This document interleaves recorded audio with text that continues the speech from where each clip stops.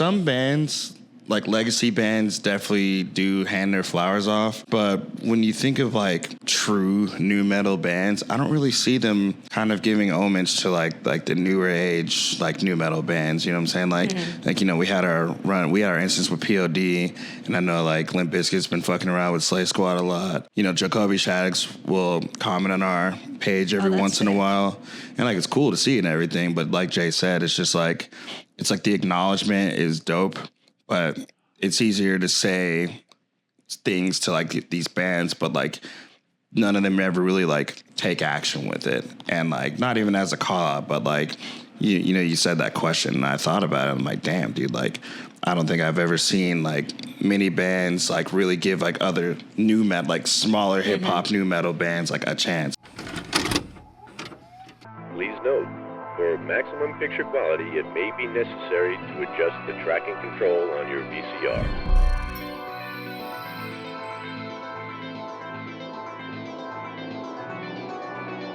And now for our feature presentation. Welcome to the Emo Social Club podcast, broadcasting to you on Adobe Radio. I am Brian. And I'm Lizzie. We have an interview for you this week. One of many interviews that have been conducted recently. So many interviews. Lizzie, you did this one. This is with the band UnityTX or UnityTX. Yes. They were playing with Varials over at Bottom Lounge in Chicago on St. Patrick's Day Saturday. Woo! Vibes were vibing. Vibes were vibing. Green was the color of your energy. And I wore red. Yep. I didn't wear green for St. Patrick's Day either. There's 4 of them in the interviews, but it's been a bit since we've done an all band interview. Yeah. So, but I think because of UnityTX being a predominantly BIPOC band, it was important to get everybody's voices in on it. So we did have a really good conversation. We've known about them for a while. I think a couple of them have worked for Emo Night, which, we're associated with. So we've known them as reps from Texas, but also their band has been around for quite a while and has released the song Ruckus is one that we've played at Emo Nights a few times before. So they've been around for enough that, I actually think I asked Jay in LA when we were there for Emo Night Day if we could do an interview, and it's a long time coming and I didn't even do it and you did it. Yeah. Brian was out of town, so it was just me. Yeah. Good interview. Great job. Thank you. And I'm congratulating you before they've listened to it. So you should stick around and listen to it. And a lot of these interviews are a bit shorter. So we do hope you listen to the end to hear us talking a bit more about nu metal and also a little bit about like who's the new top 3. This might be a question I think we revisit a lot. Yeah. Like, a lot of people always ask the question in a lot of different podcasts. I've seen it from a lot of people. Who's your top 4? Who's your Mount Rushmore and all that? And we don't, because the answer's the same. Yeah, it's not going to change between majority of the people, but the emo scene understands. Yeah. And if there's anything that we know how to do is yap. Welcome to a podcast. What a beautiful time to be alive in 2026. And that's why I'm trying to bring attention to 9/11. Okay, we got a tragedy on this episode. We got to get into this episode. Yeah, check it out. We'll be back with you after the interview with Unity. And go listen to them. And here we go. How are you guys doing today? Phenomenal. Fantastic. Exquisite. Overjoyed. You guys also just had your new album drop as well. So can we talk a little bit about that? Because listening to it, I hear a lot of infusions of some nu metal aspects. I think that's pretty hard. Yeah, I took a lot of influence from a lot of like hip hop and like electronic stuff. So I try to incorporate a lot of that in there while also trying to kind of factor a little bit of like horrorcore, like from like, like Tyler the Creator, type of listening to like, I wouldn't say like Tech Nine or anything like that, but it's just like Bone Thugs and Harmony and stuff like the old school 90s dark stuff. I try to incorporate a lot of that into this record. It was different for me just because I'm not originally in the band. This was my first record with the band. Okay. So it was like, what would Unity do? As simple as that answer is. Like, as a fan, what would I expect? But as a writer, like, what can I push the boundaries for? Was that a challenging aspect for you coming in? The start, yeah. But the first song I did write fully for the band was Heinous. So I just kind of used that as, like, the blueprint of what to come. And it was very scary when that song came out. But everyone seemed to like it, so it was really cool. I'm glad it worked out. Are you feeling better after all of it? No. Okay. The rest of the record is still yet to be heard, but some of the singles have been going really well. So nice. So far, it's only been a day. Oh, just for this record, like I kind of went. I mean, I grew up definitely a new metal kid. You know, my dad was playing guitar in bands before I was born, and so it's kind of spoon fed this shit. You know, Korn, Deftones, Meshuggah, Machine Head, those type of things. And so I always had like a basis for groove. You know what I mean? And the loud, thunderous, monstrous drums is kind of what I had keeping in mind going into this one. Would you say the big explosion in mainstream for like things that are a little bit more groovy, like Dance Gavin Dance, is something that maybe influenced a little bit more some of your writing and recording? Maybe not them, but like definitely more pop aspects and industrial stuff for sure. I mean, I specifically like stuff like Nine Inch Nails and stuff. So I think about Nine Inch Nails and Health and bands that just really do like cut straight to like adding all that texture and stuff to like making sure the hits drop. And I know Kendrick has a lot to add to this too, so I'm gonna slide this over. Yeah, especially when it comes to like modern bands, it's a lot of like the biggest influence I see personally is like just the overall structure of like how you can kind of make like pop songs and then like OG like new metal and hardcore songs. But like I wouldn't necessarily, no shade to them, not like Dance Gavin Dance, but mainly like the heavy hitter bands like Bring Me and stuff like that have just kind of like figured out how to like take a sound and make it the most just like easily digestible, just broad horizon of music that, you know, they could possibly make, in my opinion. And when it also comes to the themes of this new album, what are some of the ones that are more prevalent that maybe we haven't seen in your past releases? It's kind of weird because it's like, I feel like I've been doing what I have been doing, but it's like, I'm just kind of doubling down on it and just kind of like saying, you know, outwardly, fuck you to anything that goes against, you know, and it's just, you know, not feeling afraid about a lot of things to where I feel like, you know, we're making this move. Like, I feel like on this record, we didn't cater to like trying to get on the radio. We didn't cater to try to, you know, make the heaviest breakdown, the longest breakdown or anything like that. We just wanted to make music that was cohesive and like good, like something that feels timeless for us and like kids who want stuff like this. So I feel like with what we put into it, it wasn't like we took a risk on anything. And if anyone thinks that we took a risk, then that means that they don't believe in us more than we believe in ourselves, which is the whole entire legacy of this band. It's just people have always kind of like put it down and never like backed it, even though it's been like the most natural thing in your face. And we say it with our chest, and a lot of people don't like that. So, you know, it's really not my fault that people think that we're taking a risk, but it's like, this is how it's always been. And if anything, what makes it stand out more is like we have Brandon, and he created a lot more of a like a bouncy element to the album that like I can even admit that the band has been lacking for some years, because, you know, like I'm having to go into the studio to write these albums within 2 weeks. You know, it used to be just me and John. And then, like, you know, we all went in there and started locking in on everything. And it was like everything just kind of came together, and it felt cohesive because everyone gave a fuck enough to give like a lot of shit. Between me and Brandon, we wrote like 15 songs. We wrote like 30 songs for like the album. Like, there's a shit ton of demos that we have. But ultimately, what I wanted was just to listen to the rhythm, like any song that was given to me or any song that I wrote. And it's like, if I could feel the rhythm coming through just by listening to it, if I can freestyle off of that, like, that's cool. So like with this album, that's pretty much what I did. It was like we had a group of songs, and I went into the booth, and I didn't have stuff written before. I just freestyled it because it just felt cool. Like, it felt natural, it felt cohesive, and didn't feel forced. Why would you say people are saying that you guys are forcing your type of musical style? Because I be on the internet a lot, and I read a lot of dumb comments on Reddit. People don't talk shit as publicly anymore. They just go anonymous on Reddit and just go crazy about us and stuff. And it's crazy how many people don't like us who won't say that out in public. And it's not like I'm asking them to, but I'm just like, why? Like, if it doesn't mean anything to you, and if it bothers you or whatever, like, just don't think about it. Like, we're not coming into your house and playing house shows or anything like that. We're not, you know. I'm not breaking into your house and forcing you to play a set. Yeah. That'd be crazy though. I would break into everybody's house and leave a CD on their fucking, on their coffee table if I could, just to spite them, because I feel like, that's how most people start to like stuff. They learn that they hate it at first, and then they come around to it and they're like, maybe I was wrong. It's the shock factor. And a lot of people are uncomfortable with hearing like the stuff that I talk about. They're uncomfortable with seeing the people that we are playing the music that we play and carrying ourselves the way that we do. It just makes them feel unsettling. And honestly, I could give a fuck less what they think, because I'm like, just stop being a bitch. Just learn to accept artists for who they are, because we're not going to put on a leather jacket and step on stage and do whatever the fuck we're going to do. We're just going to fucking put on a hoodie with some grimy ass fucking kids from like the hood in Texas. Like, we don't really give a fuck about nothing because there was nothing to give a fuck about. So we stepped up and we started doing our shit, and people don't want to back us. It is what it is. We came from nothing. So it's like, I don't really give a fuck what anyone who doesn't bring anything to the table has to say, because we're going to be 10 toes on what we do no matter what.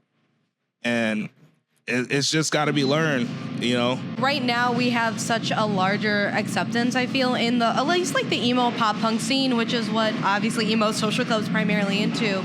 But when it does come to anything that's heavier, metalcore, hardcore, it still seems in the mainstream area that it's a little less accepted.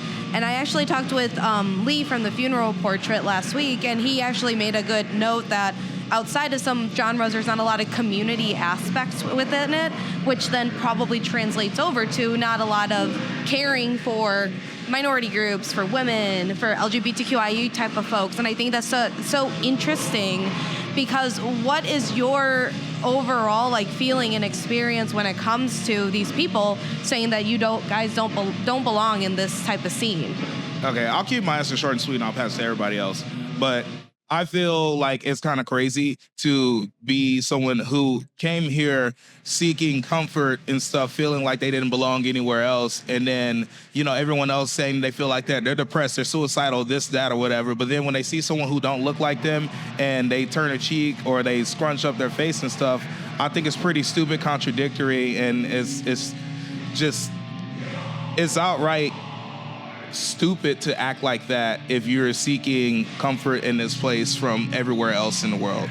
So I'm gonna just slide that to everybody else, because I could talk all day about this shit, and I felt it, I've been told it, I've seen it, we've been put down plenty of times just for shit like this, but I'm tired of fighting, and I'd rather just stand on business and do what I do. If people get mad at it, then whatever. It's funny, if you take a look at us, like we're a black and brown band, and so thinking about us being a minority in this type of music and stuff is funny, because where we're from in Texas, we're not, brown people are not the minority, you know what I'm saying? And so it's kind of funny that it's like the inverse of in this career that we're chasing and stuff. But no, I feel like our main message is obviously to bring those and show kids that, hey, you belong here just as much as I do. You know what I'm saying? Oh, yeah, of course. Yeah, more or less what John was talking about. Like, I could have been in the streets. I could have had some bread, but also could have been in trouble. But, that's just whatever. I found something that I fucked with, and I just went with it. And it's paying off. It's taking some time, but we're slowly trucking through, I believe. We're getting up there. Yeah. For me personally, also, I think it's interesting how we are clearly like, a hip-hop, metal, new metal, metalcore band or whatever. And people want to act like that they love like Korn, or they love just like any sort of like new metal genre band in general. And then I feel like we do a really good job at being one of like the best modern new metal bands making music currently. And even if that sounds egotistical, I say that because sometimes, yes, it is hard to digest for like normal people. Like you hear just a bunch of spitting over breakdowns, and I see more people be like, whatever. But I truly feel like that this band is really digestible, and I just find it funny that like people will listen to it and they'll be like, oh yeah, like this is cool. Like this is so innovative. Like I've never heard anything like this. This is cool. And then immediately just kind of like shelf it or like turn their back on it and everything. And like it gets real tiring trying to grab the attention of people with the music that we feel comfortable making. You know, Jay and I being black, growing up on hip hop and R&B, and then, you know, the rest of our band being Hispanic, and then, you know, listening to Heinous. No, I'm just joking. No, but for real though, like, you know, just it's like the different styles of music that our cultures that we listened to growing up, and trying to integrate that into what was a predominantly white culture. But we're just like, hey, we're not trying to take over. We're trying to put this all together. That's what nu metal is to me. That is like the ultimate combination of cultures. Unity is really good at doing that, and everybody wants to acknowledge it only when it's cool and only when like everybody else is talking about it. And then it just gets really frustrating for me personally that I don't want to say we get forgotten, but like we're just like we're just kind of a side thought in everyone's head. We're just like, people will be like, yeah, Unity's great. I love that band. I beat ass to them. I like blah, blah, blah. I play them every day when I go to the fucking gym. But it's only a topic whenever like somebody else brings it up.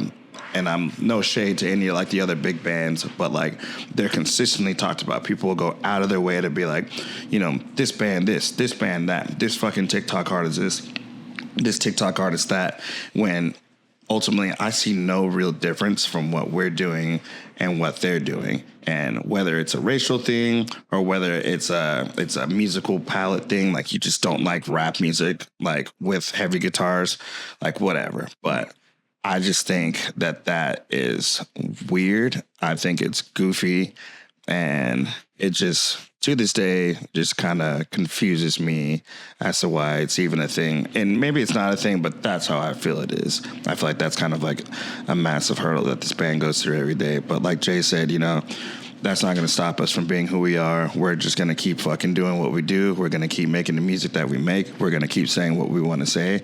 And there's other artists that are saying the most crazy shit and 10 times more depressing shit than we could ever say that are doing fine. So if anybody wants to be like, oh, this band makes me uncomfortable, honestly, shut the hell up, because I think you're just making some sort of other weird excuse why you don't want to listen to us. But, you know, I can't force anybody to do or listen to anything. But if I could, if anybody's listening to this that's never heard of this band, I know it sounds like we're fucking angry and we complain a lot. And we do, and we are, but that doesn't matter. Just give us a fucking chance. I think you'll genuinely like it. We're all really cool guys. We've been doing this music for like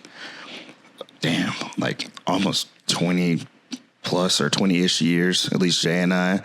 And, you know, I think we just want people to know that, you know, we're human just like you.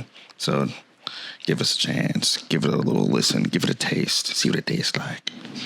And do you guys feel that the nu metal genre, especially larger acts, actually give flowers to those who are up and coming anymore?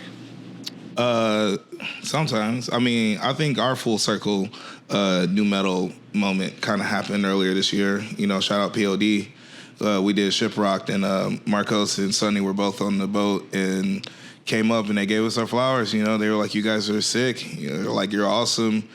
You know, didn't know how you weren't on our radar, but you are now. And it's like cool to hear stuff like that, because I remember, you know, 2000, 2001, like what kind of opened my eyes, besides having Linkin Park already, was like seeing an interview with Sonny on MTV, and then like right after that, them playing. And I don't remember if it was like a skate event or something like that, but like that's essentially like what it gives. And like even watching the movie Grind, you know, you got Boom by P.O.D. in there.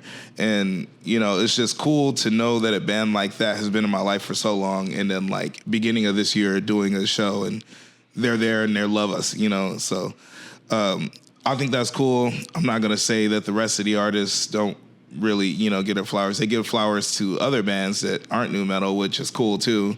I don't know. I just don't really care so much about it right now. Like, I care about carving my own lane, and if they want to do something to help, then take us out on tour. You know, like, a conversation is cool. You can shake someone's hand on the street and stuff and never talk to them ever again, you know? But I just want it to mean something. I want to see the effort be put forward. You know, words are meaningless in the most part, but ultimately, I want to see the effort be made, and that's what we're trying to do. So I'm not looking for words. I'm looking for action.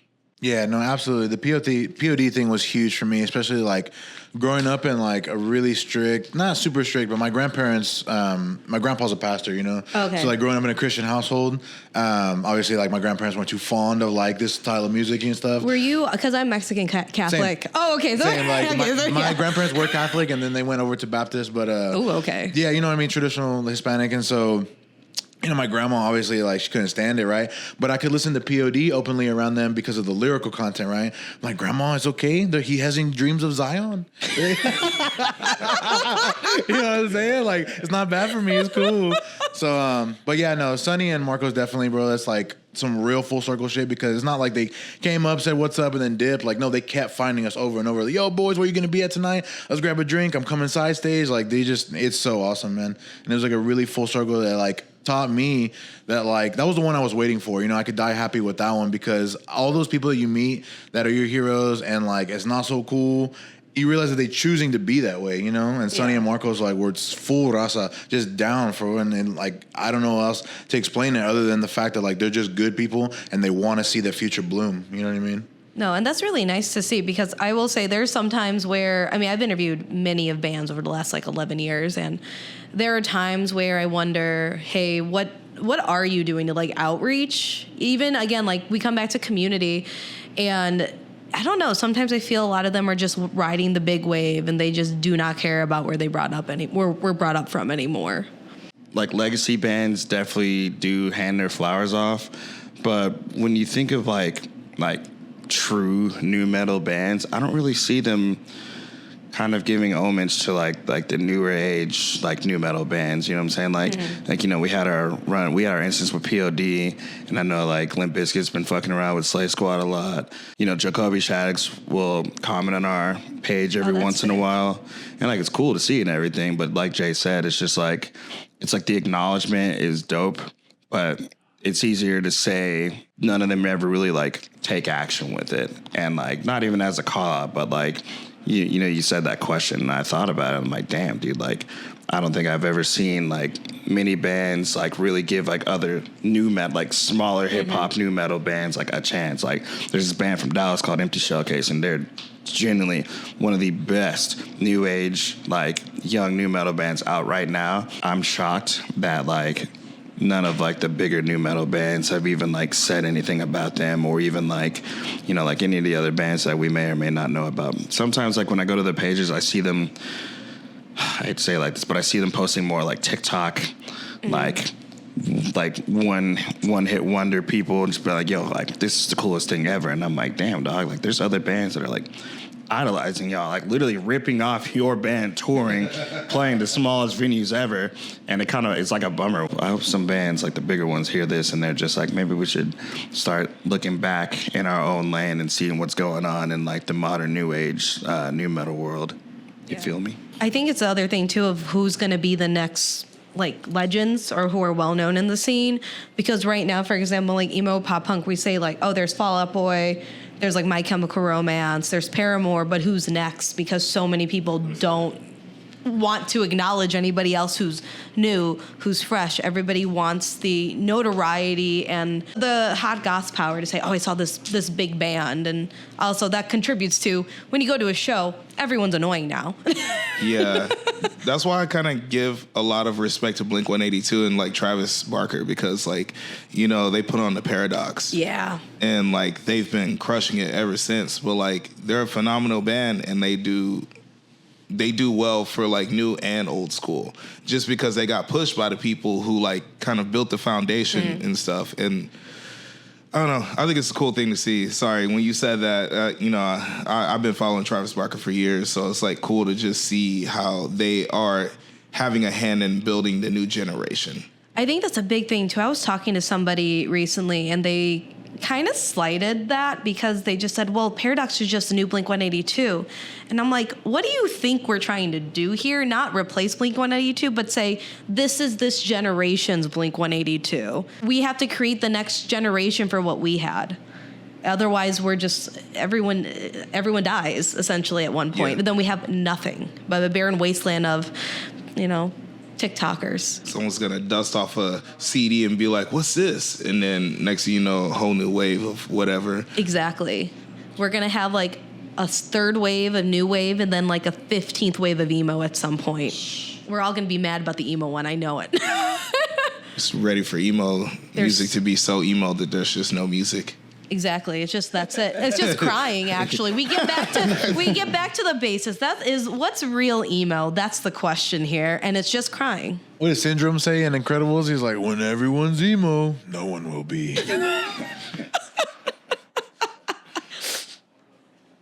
And then just one more thing, going back to making music that isn't for the popular radio cycle as well.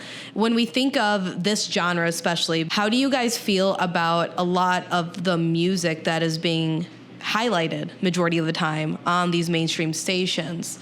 Especially as a lot of people are kind of affectionately to a degree calling it Octane-core because it is so hyper-specific with the melodies and sounds. I feel like it's cool that a lot of bands are getting the opportunity to be on mainstream radio, like Octane and like the Biggins playlist and everything. What I feel like the qualm to it, though, is that I hear a lot of bands on Octane. Like, I'll look at the radio and I'll see all the bands playing, and I'm just like, I've never heard of a lot of these bands, and I'll listen to it, and it does get a little bit regurgitated at times because it's always the same structure and like the same everything, super overly positive message, or just like kind of sad about a girl, and like there's no shame in the game, but it just feels very stale after a while.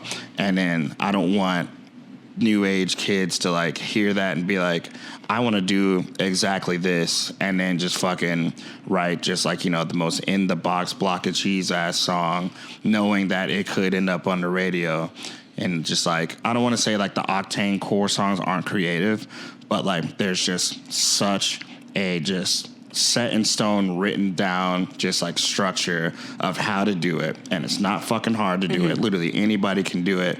And then I feel like that's why it becomes so ingenuine, because it's something really easy to do when heavy music originated as something that was not easy to do. You're expressing yourself in the weirdest way possible, is with random tempo changes and stupid like Family Guy samples in the middle of a song and everything. And I just feel like all that has disappeared from bands that are currently on Octane who used to do shit like that, just because they know that it is the easiest road to quote unquote success. Obviously, I know Octane and all them, like, no diss to them. You got to get your plays and you got to find your new artists and stuff. I don't know. I think that was cool that they took a chance with us. You know, they put us on there and it was like rock shit, and they had some angry listeners and stuff who were, you know, put out of their comfort zone and stuff. But yeah, it's like, it's just stuff like that happens, but you can't just have it be completely like formula. Like, you know, I know back in the day we had like pop radio where it was like Katy Perry, Miley Cyrus, and like all of them and stuff. But it's like, you can't really do that with metal, because like it just rock, whatever, because it just feels, like he said, ingenuine. It's just another part of the scene, and I just don't really look at it. It comes by, but whenever I listen to it, I'm like, okay, I could see that coming. And I don't know. I don't have any qualms against it. Like, we're not up against any Octane-core bands or anything like that. I just think that people like what they like. I'll just say it's not so personified, if you will. They're not feeling like they can resonate with you because they're probably a white dude for the most part. And they're like, man, I could do that, but you're not. Or you suck. That's what I tell people online when they come at me for stuff. I'm like, damn, you could. Yeah. These aren't that expensive. You could. Get good. Like, that's crazy, bro. Anyway, thanks for that engagement money. Appreciate that. Real. That's so real. But last question, what has been the most insane thing you guys have been told or you've seen as a comment or a quote-unquote review about your music or you guys? You see, like, I don't want to say it because, like, it's blatantly racist. And we posted about it. And I can't say it on the radio. So let me just say that, first off, we've had a handful of Caucasian people say, take that hard R shit back to the ghetto. And Yeah, it's just, I don't know. It's a lot. It's comical, honestly. Like, I'm not gonna like cry myself to sleep about it. I'm like, you really have to be a certain level of dense to actually be like that towards someone who is on tour, you know, with your favorite band at that.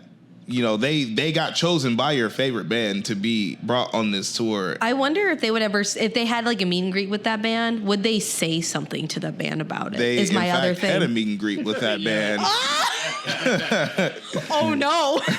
Yeah, and in fact, the band said F that C because, you know, shout out Australia.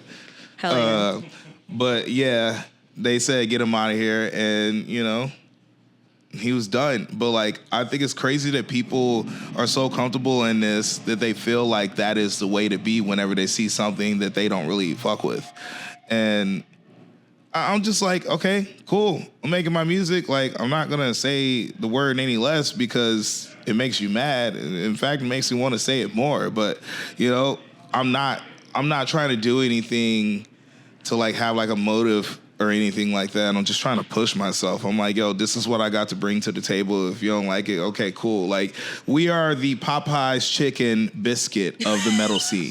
People can't take us because they choke immediately. The first bite, they're already on the ground gagging and shit. You can't fuck with UnityTX. I'm sorry. Yeah, I always feel bad because, like, Kendrick and Jay definitely take the brunt of, like, the racial comments and stuff, you know? And then it'll trickle down sometimes between, you know.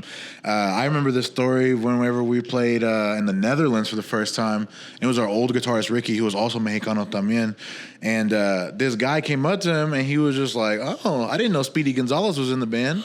I'm like, that is crazy, but, like, Stop. he just not, like, just don't think about it like that over there. You know what I mean? He really thought that it was okay. Like, That's wild. yeah. But I will say it stops. But the first 2 years of me being in this band, I was compared to another brown person. And I'm just like, damn, bro, like, I get it, but, like, But you see what I'm saying? we all don't look alike, dude. Like, just Yeah. because I'm brown don't mean nothing. But, yeah, it takes a lot. You got to, like, really be racist for it to come down to us. I don't know. It's just going to happen. This is what it is. We don't really take offense to it. Sometimes it's really fucking funny, like that dude in Australia. But, you know, it is what it is. I mean, he got his ass handed to him, it sounds like. That sounds great. I would have been like, hell yeah. Yeah, sometimes it's cool. Sometimes we have our own turn at it, and then they're like, oh, it's fucked up. I'm like, well, you said it, bro. Like, why are you mad? The most crazy comments we get is usually just racist ones. It's kind of, we don't like get mad because it's just like people just say it with their chest, and I'm like, yo, that's crazy. It's pretty nuts. Like that we've had so many people on like Twitter, and then like, thank God not in person. Like some people said some slick shit here and there, but like I think, okay, I'll say what I hate is whenever people are like, man, you remind me of Dropout Kings. You remind me of Fire from the Gods. You remind me of Filth. You remind me of, who else? Yeah, you remind me of Seven Dust. Quick, who else? You remind me of Oceano. Quick, who else? You remind me of, who else is black? You remind me of Notions. You remind me of Kill Switch Engage. You guys remind me of Slay Squad. You remind me of Young Mosh. You remind me of Zulu. You remind me of, who else? Quick, you remind me of Buggin'. You were really going down this, like, quick, give me another one. I was going to say Zulu's a throwback. Damn. Yeah, right. It's just, I don't know. That gets real tiresome because I'm like, motherfucker, none of us sound alike. Like, we don't even look alike. Have you guys gotten a sleep theory comparison yet then? Oh, God, no. I mean, no. No, we have not. That's the only one. Okay. Yeah, they look at us and they're like, y'all ain't got no money. You couldn't be sleep theory. Now, It's would you crazy. feel like you had made it then if somebody did make a comparison to sleep theory? Yeah, I don't know. But at the end of the day, like, all right, people are going to say crazy shit no matter what, especially the bigger this band gets and the more we are, everyone's going to have some hot shit to say. And, you know, who cares, I guess. We'll keep on rocking. It is what it is. They ain't had no hoes. Well, I want to say thank you guys for chatting with me, especially through everybody's sound check today. Where can everyone find Unity Texas online, and where can they buy the new album? You can find our music on every streaming platform. You can go to our social media at UnityTX on Twitter, Instagram, TikTok, all that. It's linked in our bio. You can Google our name. You can ask your auntie about us. You can ask your stepdaddy about us. You can ask some random buff dude at the gym about us. You can go anywhere where there's an internet engine search bar and type in UnityTX and find our stuff. And go buy our record because it's cool and we put a lot of work into it. If you stuck around this whole interview, we appreciate y'all. And, tell you, I don't know if I could say the word on here, but it's hard to be a nigga. So I'm just be real. You can bleep that out and it's fine. We're just trying to live our life, just do what we have to do. And at the end of the day, we all we got. Yep. No, I'm just joking. Appreciate everybody for listening to us. Our new record dropped a few days ago. If you're listening, we might still be on tour. Come check out a show. UnityTX on everything. UnityTXROC.com is our website. But, UnityTX on all of our websites. We post every day. You follow us individually. Follow the band page. Listen to the record, buy the record, stream the record, steal the record, borrow the record, give it to somebody, whatever you do, just listen to the record, talk about it. We put a lot of work into somewhere in between, and we want the entire world to at least listen to it 14 times before you stop listening to it forever. At least 14. If it's 13, I will find you. Appreciate you. We love a threat. Well, thanks so much, guys. Appreciate it. Wow. What an interview. Wow. It was crazy. It was loud. It was a good time. Get crazy. Get loud. Let's jump around. Bottom Lounge. I did an interview with Slowjoy there on our channel. Go check it out. It is very difficult to conduct an interview in those green rooms there. Bands, please come to our studio. As you can see, we have everything. For the listener at home, it's a glorious, beautiful place. And it looks great. And you should come to our studio if you're in Chicago.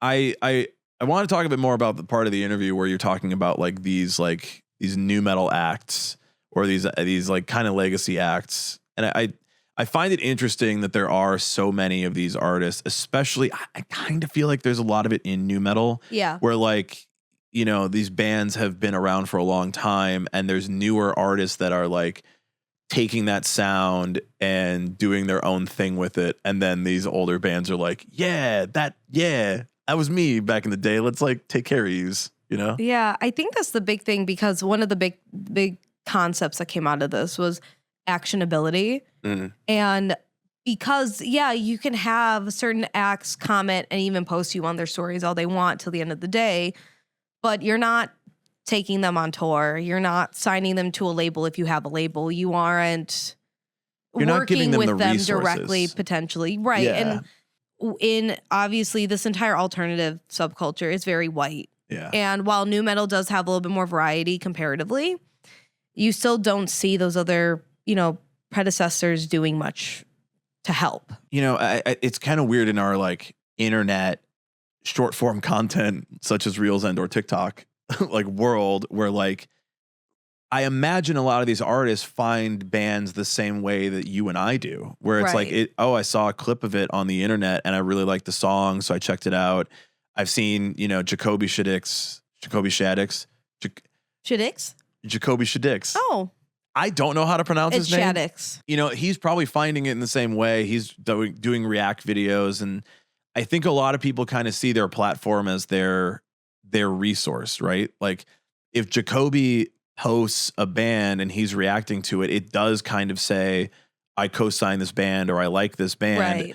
But exposure only goes so far. We know Unity Texas from a bit of time ago because of Emo Night and people that we know in Texas who put them on. And, we've known about this band for a long time. And I think in many ways, if we can't go to the show or we can't see them, that's all we can do.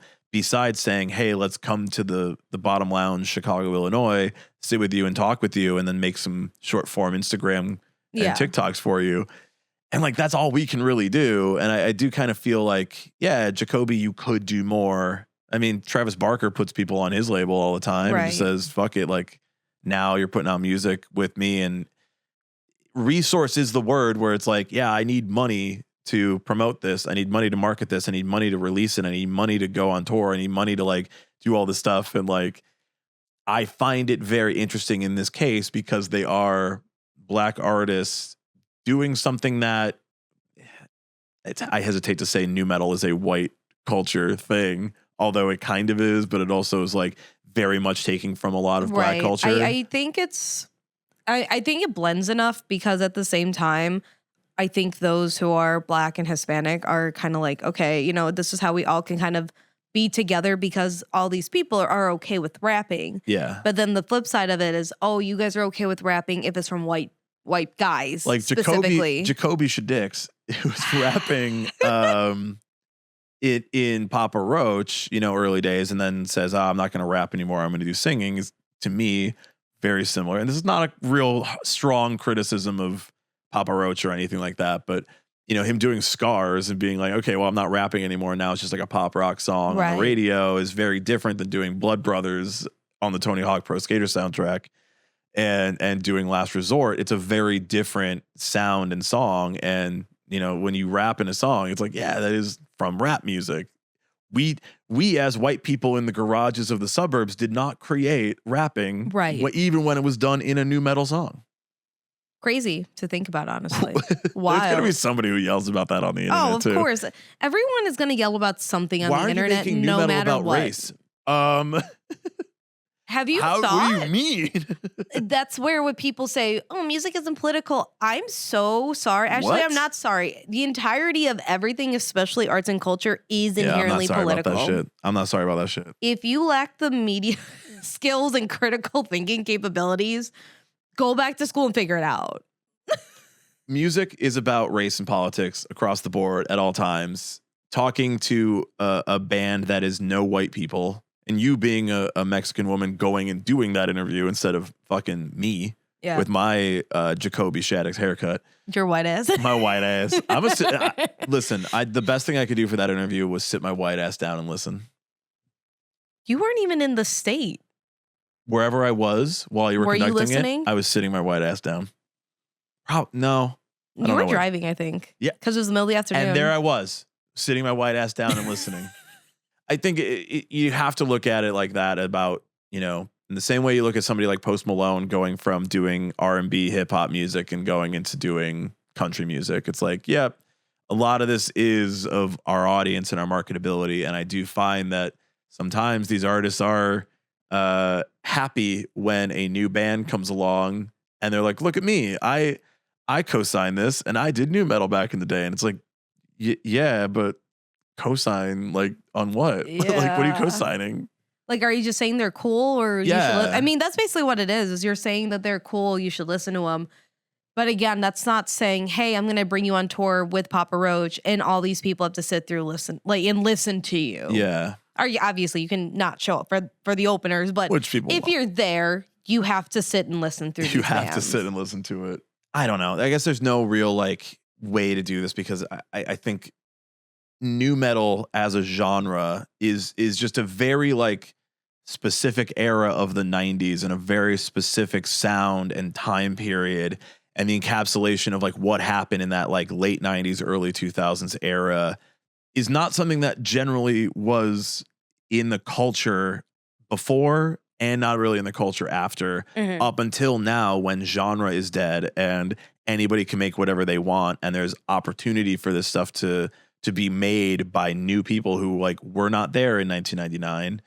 So I think with nu metal specifically and the sounds around that, you know, even not all rapping in rock music is nu metal and not all nu metal is rapping. Right. But I find that a lot of the artists that came up in that are probably still trying to attach themselves to the new like scene, the newer artists, but also thinking of Limp Bizkit where, you know, Limp Bizkit took like Spirit Box out for a while. They took Eka Vandal out, which is a newer artist that is not really in the nu metal. Like they don't like, these are two bands that aren't really nu metal. They have rock guitars and they have punk rock. But they also have unique sounds, I will say. I know we could say Spirit Box is just traditional metalcore, whatever it is, but it is more unique and a little bit heavier and harder compared to a lot of other metalcore we have had recently at the very least. I mean, I think that they probably pushed Bad Omens and Architects and a lot of other bands like that into more heavy guitars. I think Spirit Box was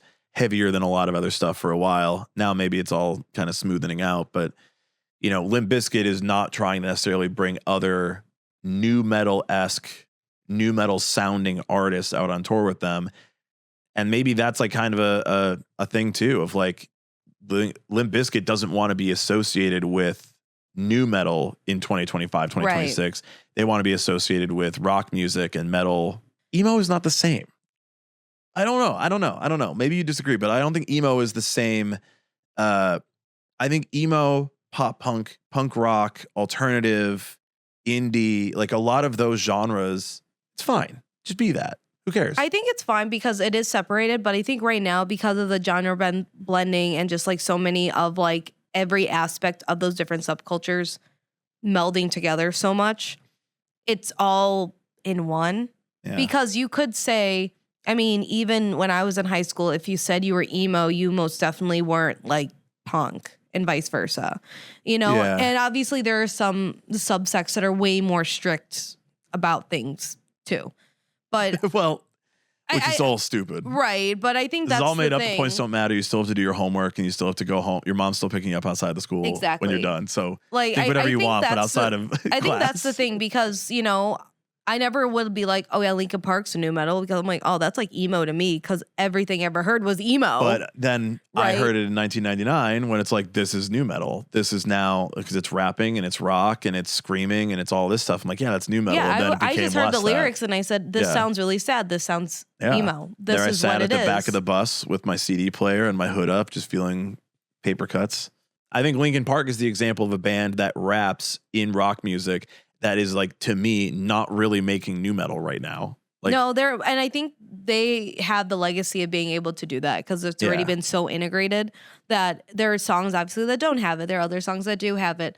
And if I heard either or, I'd be happy with it. 100%. I wouldn't be like, oh my God, they're doing that, just because it's just so normal. Nor do I think every song has to have rapping or singing. Like, Linkin Park could do a full rap song and it wouldn't be any different than anything else that Linkin Park makes, right?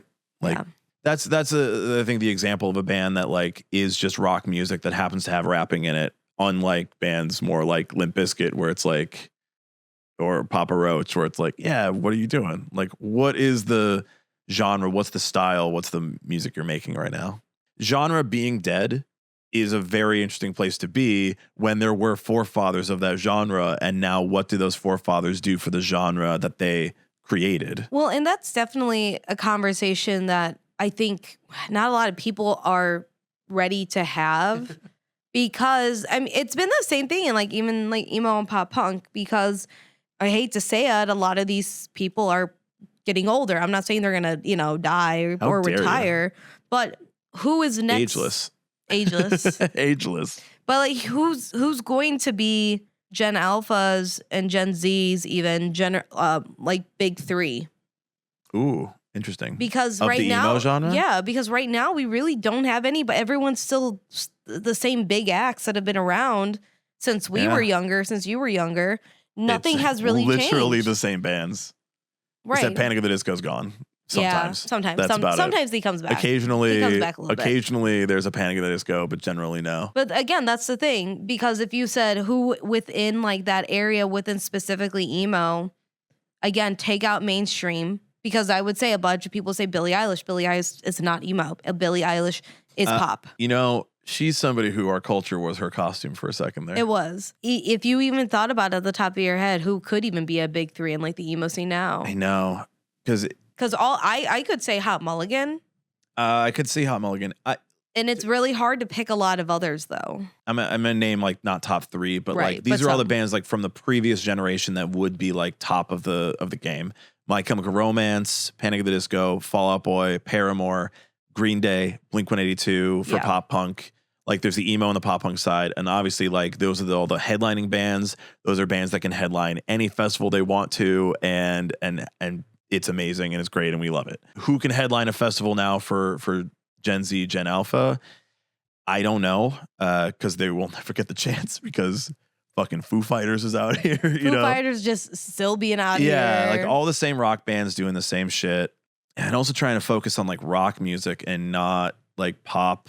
Right. Like and not to say that, you know, genre being dead you know, but Charlie XCX is not a Gen Z emo artist. Yeah, I mean, I can see Hot Mulligan. I think that's a good one. Like, if not yet, it would become that by that time. And I mean, the amount of people who are saying like this is coworker music and all this other stuff. It's because where do you work? Yeah, exactly. I'm like, I work with people, and they're like, yeah, this is coworker music because I work at Starbucks as a barista. Like, okay, well, yeah, that makes sense. You need to work with moms who don't listen to music and go, oh, but I really like this song. Like, I'm the youngest one on my team at work. Yeah. Like you have to work in the right place for it to be coworker music. Yeah, one of my bosses was like, I love Rush, and I said, I love that for you and my dad and Brian. Knocked Loose is one of the biggest ones right now. I could see it. Like it's again somebody who has been referred to as coworker music, and I'm like, no, your brain isn't working right. Your coworker is not listening to Knocked Loose. Your coworker is not listening to Knocked Loose. But Knocked Loose is gigantic, and in a genre that is not very much specific to us. That is a band for rock music listeners, for people who go to these rock music festivals. They're right up there, which is kind of insane to think about that a band that sounds like that could be so big. Damn, the problem is like there's not a lot. Who headlined like some of the stages at like When We Were Young, right? Beartooth, I Prevail, fucking Falling in Reverse. Sleep Token. I'm like, a lot of these bands are just so. But even Falling in Reverse has been around for a while. They've been around for a while. So I wouldn't even. I would say in popularity they've gotten popular, but I don't think like so that's like bands that came out in like that's the like last Gen X millennial. I would still put Falling in Reverse in, honestly. So Gen X, chill out. Millennial is a long time period. But you're saying more like bands that have started in the last like 5 years, 5 to 10, give or take. Because then I'm like, well, fuck, Sleep Token is one of them, right? They're a band that like has existed more recently, is massive, can sell out a lot of shit, has headlined festivals. Like, unfortunately for you, I like Sleep Token, although their last record felt like it was a little too fast. I'm really glad that you love Imagine Dragons. The more that Sleep Token has done, and the longer they've been around, and the more that this joke keeps coming up from you, the less I'm angry at you about it, because they don't sound like Imagine Dragons, but also the reference is not that they have to sound like them to also be kind of becoming like them. Imagine Dragons is rock for people who don't like rock music. Sleep Token is becoming rock music for people who do like rock music and for people who are coworkers. Here's the thing for Sleep Token. Like Imagine Dragons, do you think the Mormons like Sleep Token?